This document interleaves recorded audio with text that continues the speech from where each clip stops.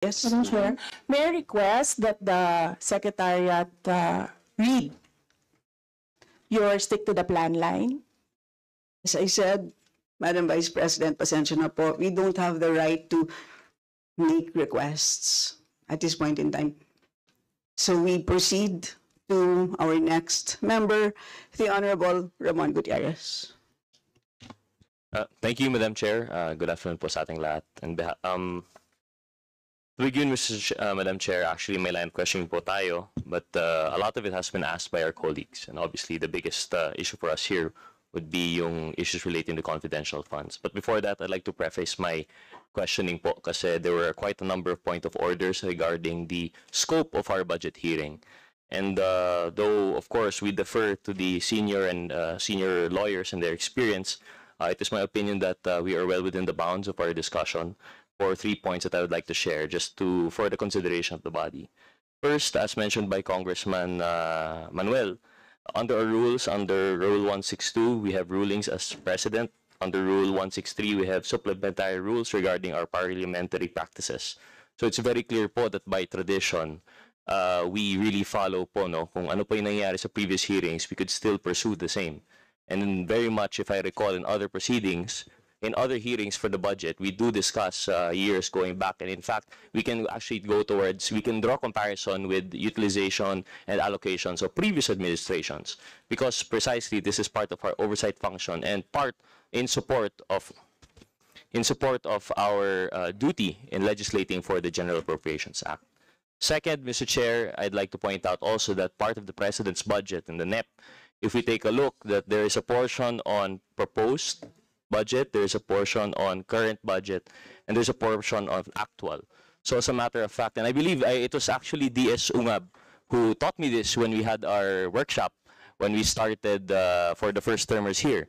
And that actually, while we are discussing the budget of 2025, verily part of the NEP, of the actual, is actually discussing 2022.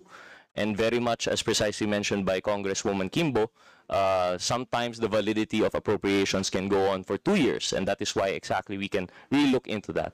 And third, and I think most important in relation to the issue of the confidential funds, is the question of yung sa COA po, yung itong notice of disallowance and audit report which we have received by virtue of subpoena duces tecum, 2024 po yung date nito. So I think it would have been impossible for us to tackle these matters in the previous deliberations. And I think rather than, although the proposal is noted that we have different committees to hear these kinds of things, given the nature that it is not yet final, I think the hearing before the budget would be most appropriate to consider the same. So with that said, Madam Chair, I would like to proceed with my questioning. And I would be addressing this question to the Honorable Vice President. Madam Chair, maybe ask through you, is the Honorable Vice President aware of the audit observation memorandums covering 3 different disbursements of confidential funds? Madam Vice President.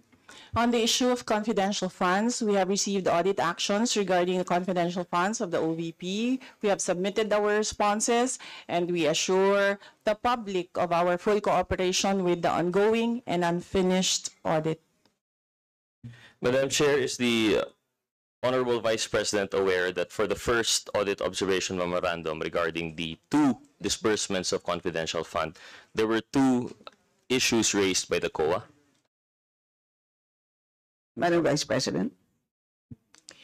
Madam Chair, on the issue of confidential funds, we have received audit actions from the COA regarding the confidential funds of the OVP. We have submitted our responses, and we assure the public our full cooperation with the ongoing and unfinished audit.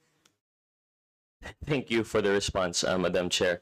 Madam Chair, is the Honorable Vice President aware that one issue raised by the COA was the lack of documentary evidence presented? Madam Vice President. Madam Chair, on the issue of confidential funds, we have received audit actions from the COA regarding the confidential funds of the Office of the Vice President. We have submitted our responses, and we assure the public of our full cooperation with the ongoing audit. Madam Chair, thank you for the response. would the Honorable Vice President be aware that another issue raised by the Audit Observation Memorandum was the misappropriation categories? Because, Madam Chair, in the Audit Observation Memorandum, there was a distinguishment that the use of confidential funds shall be limited to certain categories of expenses, and that verily the point of the AOM was that there were findings that some of the categories included in the AOM were not subject or scope of confidential funds. Madam Vice President. On the issue of confidential funds, we have received audit actions from COA regarding confidential funds of the Office of the Vice President. We have submitted our responses, and we assure our full cooperation with the ongoing and unfinished audit. Thank you, Madam Chair. Madam Chair, I'd move on to the next question. Regarding these AOMs, it seems to be that for COA, based on experience, masyadong matagal na po ito. May we ask, Madam Chair, if there is any delays of sorts on the part of the Office of the Vice President in terms of responding to these AOMs and notice of disallowance? Madam Vice President. Madam Chair, I think that question is best asked to the Commission on Audit. Why will you ask me that? Sinabi na nga niya, itatanong sa Commission on Audit eh. Madam Chair, most respectfully, there was a response on the part of the Office of the Vice President, and I would just assume that the Vice President is aware of the timing of their response to any audit actions that she has repeatedly mentioned, Madam Chair. Madam Chair, that is a question for the Commission on Audit, not for the Office of the Vice President. Madam Chair, well, I will rephrase and indulge the good Honorable Vice President. May I ask, Madam Chair, the COA, regarding the proceedings po nung kanilang Audit Observation Memorandum. May we know, Madam Chair, through the member of COA, the date on which the AOM was submitted and the date of which the response was made? Asko Moliano. Madam Chair, I'm sorry, I don't have the documents, and I am not privy to the audit of the Intelligence and Confidential Fund because it is within the Intelligence and Confidential Fund Audit Unit. Madam Chair, most respectfully, may we know the position of our member from COA here?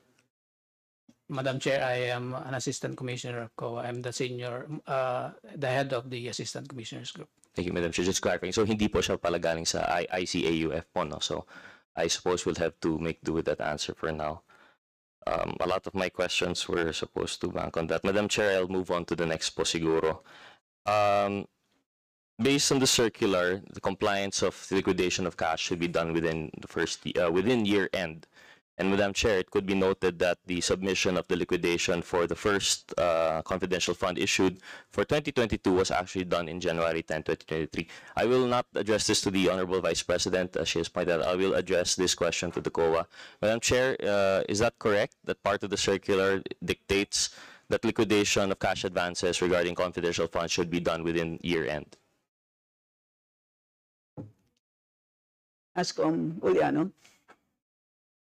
Yes, there is a requirement that all cash advances should be liquidated at year end. Madam Chair, notwithstanding that the scope of covered period would be, for example, in the case of 2022, it was December 21 to December 31. Would that still require that liquidation be done at year end? Asko Moliano.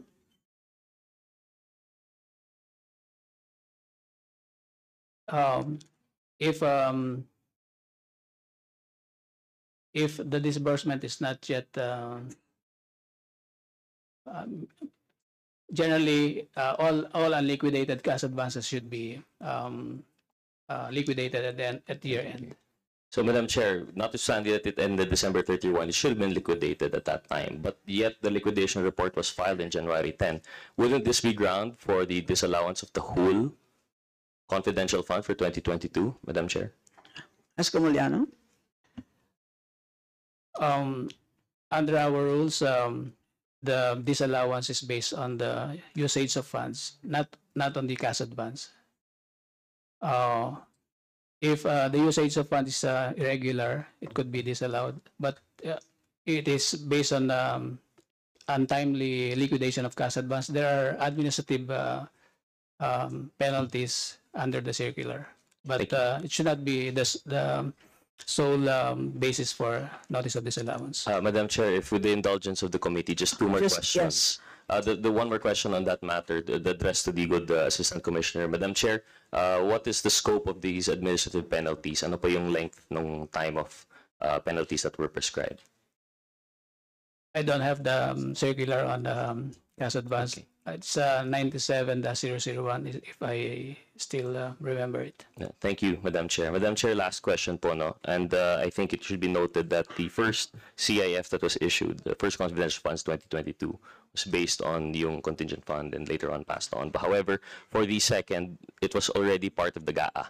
And this amount was 500 million. However, based on the liquidation, only 375 million was used. Maybe know, Madam Chair, from the Office of the Vice President, why the fourth supposed quarter, the fourth tranche, was not utilized. Madam Vice President? Kasi Madam Chair, noong nagsagutan na kayo, ikaw, Representative Kimbo, tsaka Representative Castro, about the 11 days, 19 days, ilang days na yon ng utilization, nakita ko na that was the start of an attack against the Office of the Vice President, and i-hinge yung attack on the confidential fund use. So nakita na namin yung timelines and nakita na namin yung kumbaga script sa narrative ng attack on the Office of the Vice President with regard to confidential funds. So to show goodwill to the people and para mapabigyan ng muka na sinabi namin na hindi namin napapadali ang trabaho namin dahil sa confidential funds, dahil natatarget namin kung saan dapat ilagay ang proyekto, pero pwede kaming magtrabaho ng walang confidential funds.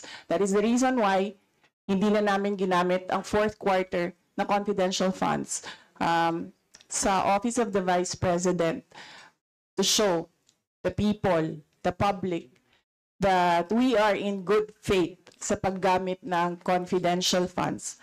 And we are true to our word na sinabi namin na napapadali ang trabaho, pero pwedeng i-give up yan. That was your last question. Oh, with the Madam follow-up, Chair. Madam Chair? Madam Chair. Let us just finish, Honorable Gutierrez. Given the substantial response this time, Madam Chair, I'd like to follow up the question. But isn't it the case for this batch of confidential funds? This was issued through the GAA, and therefore it went very precisely, may NEP po yan as part of the President's budget. You made your case before the DBM for 500 million. So the expectation is there was a program to be followed for disbursement for 500 million. Isn't it, Madam Chair, when we indicate in our GAA certain allocations, the expectation is that it would be utilized to its fullest extent? Would this mean, Madam Chair, that the confidential fund, even for any supposed program submitted to the DBM, is actually discretionary on the part of the public official? Madam Chair. Madam Vice President, Madam Chair.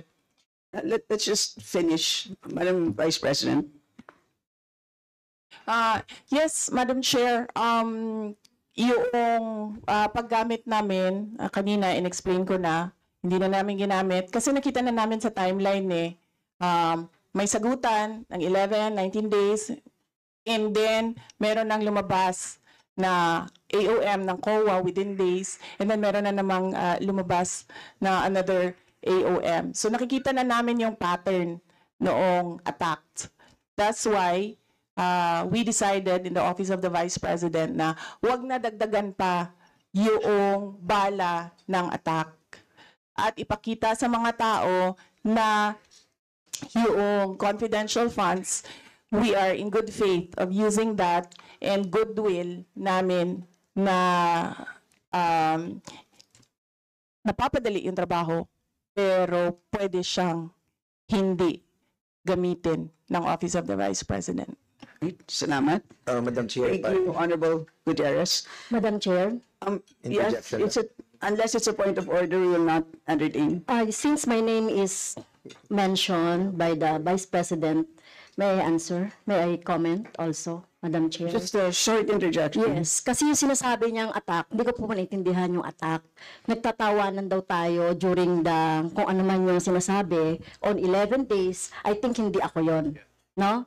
I-review niya yung naging proceedings noong 2023 na budget. Second, Madam Chair, hindi ko maintindihan itong attack na to kasi legitimate yung ni-raise natin about confidential funds noong 2022 na nakita naman talaga natin on records na wala talagang item na confidential funds sa 2022.